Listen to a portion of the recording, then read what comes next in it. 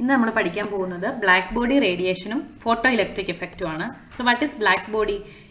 An ideal body which emits and absorbs all frequencies of radiation is called black body. Black body എന്ന് പറയുന്നത് എല്ലാ frequency of റേഡിയേഷനെയും absorb ചെയ്യുകയും emit ചെയ്യുകയും ചെയ്യുന്ന type of ബോഡിയാണ്. അങ്ങനെ ഒരു ബോഡി ഐഡിയലി ഇല്ല, പെർഫെക്റ്റ് ബ്ലാക്ക് ബോഡി ഇല്ല. കാർബൺ ബ്ലാക്ക് ഒരു ബ്ലാക്ക് ബോഡി പോലെ ഏകദേശം പ്രവർത്തിക്കുന്ന ഒരു സബ്സ്റ്റൻസ് ആണ്.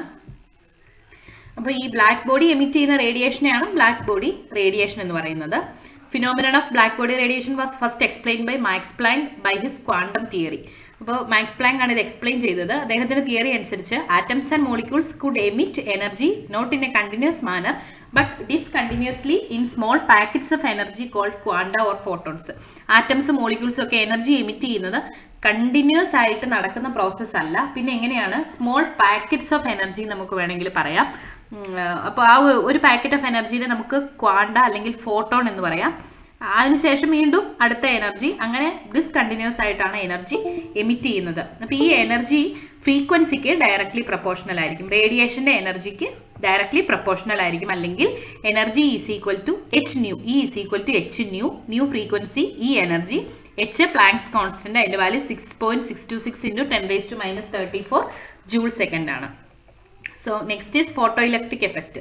ഫോട്ടോ ഇലക്ട്രിക് എഫക്റ്റ് എന്ന് പറയുന്നത് it's a phenomenon of ejection of electrons by certain metals. ചില metals light of suitable frequency മെറ്റലിൽ ഇൻസിഡന്റ് ചെയ്യുമ്പോൾ ആ മെറ്റലിൽ നിന്ന് ഇലക്ട്രോൺസ് ഇജക്ട് ചെയ്യും. ആ ഒരു പ്രോസസ്സാണ് ഫോട്ടോ ഇലക്ട്രിക് എഫക്റ്റ് എന്ന് പറയുന്നത്.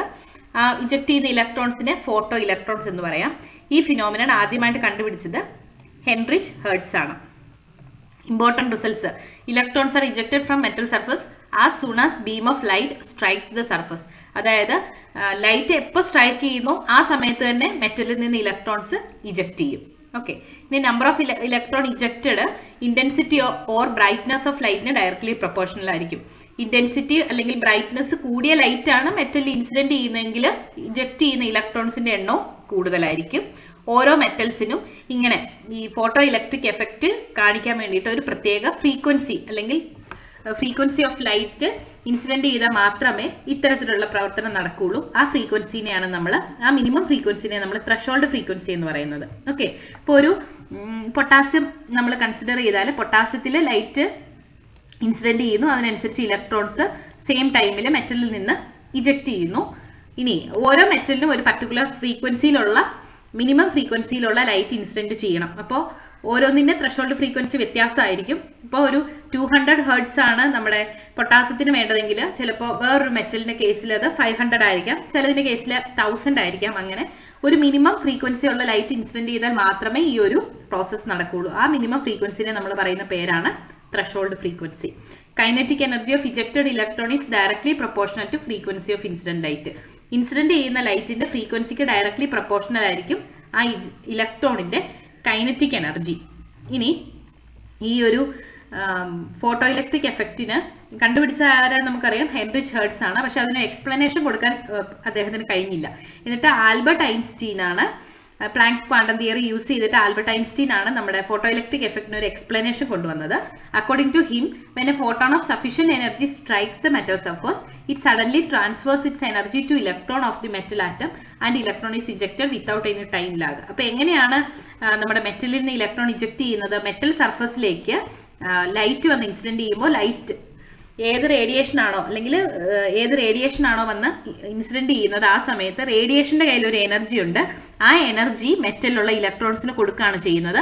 അപ്പൊ മെറ്റൽസിൽ അനങ്ങാതിരുന്ന ഇലക്ട്രോൺസ് എനർജി കിട്ടിക്കഴിയുമ്പോൾ മെറ്റൽസിൽ നിന്ന് പുറത്തേക്ക് ഇജക്ട് ചെയ്യുകയാണ് ചെയ്യുന്നത്. A part of this energy is used to eject the electrons from the metal surface. അപ്പോൾ ആ എനർജിയിൽ ഒരു പാർട്ട് മെറ്റൽ സർഫസിൽ നിന്ന് ഇജക്ട് ചെയ്യാൻ വേണ്ടിയിട്ടാണ് ഉപയോഗിക്കുന്നത്. ആ എനർജിയെ വർക്ക് ഫംഗ്ഷൻ എന്ന് പറയും. ഇനി ആ എനർജിയിൽ നിന്ന് ബാക്കിയുള്ള എനർജി എന്തിനു വേണ്ടിയിട്ടാണ് ഉപയോഗിക്കുന്നത്?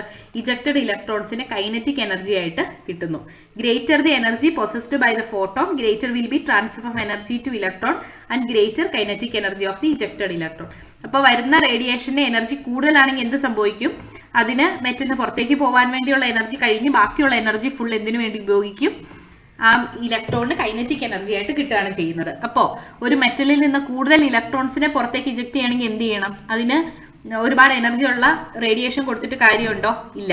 കാരണം എത്ര എനർജി കിട്ടിയാലും ആ ഇലക്ട്രോൺസ് പുറത്തേക്ക് പോകുമ്പോൾ അതിന് കൈനറ്റിക് എനർജി ആയിട്ടാണ് ബാക്കി എനർജി ഉപയോഗിക്കുന്നത്. ഇനി കൂടുതൽ ഇലക്ട്രോൺസിനെ ഇജക്ട് ചെയ്യണമെങ്കിൽ നമ്പർ ഓഫ് ഇലക്ട്രോൺസ് ഇജക്റ്റഡ് എന്തിന് ഡയറക്ട്ലി പ്രൊപ്പോർഷണൽ ആണ്? നമ്മുടെ ലൈറ്റിന്റെ ഇന്റൻസിറ്റിക്ക് ഡയറക്ട്ലി പ്രൊപ്പോർഷണൽ ആണ്. റേഡിയേഷന്റെ ഇന്റൻസിറ്റി കൂടുതലാണെങ്കിൽ ഇജക്ട് ചെയ്യുന്ന ഇലക്ട്രോൺസിന്റെ എണ്ണം കൂടുതലായിരിക്കും. അപ്പൊ ഇതാണ് photo electric effect. Photo electric എഫക്റ്റും ബ്ലാക്ക് ബോഡി റേഡിയേഷൻ എക്സാം ചോദിക്കാറുള്ളതാണ്. സിമ്പിൾ ആണ്. അപ്പൊ എന്തൊക്കെയാണ് അതിന്റെ കാര്യങ്ങൾ എന്നുള്ളതെന്ന് ഓർത്തിരിക്കുക. ആരാണ് കണ്ടുപിടിച്ചതെന്ന് ഓർത്തിരിക്കുക.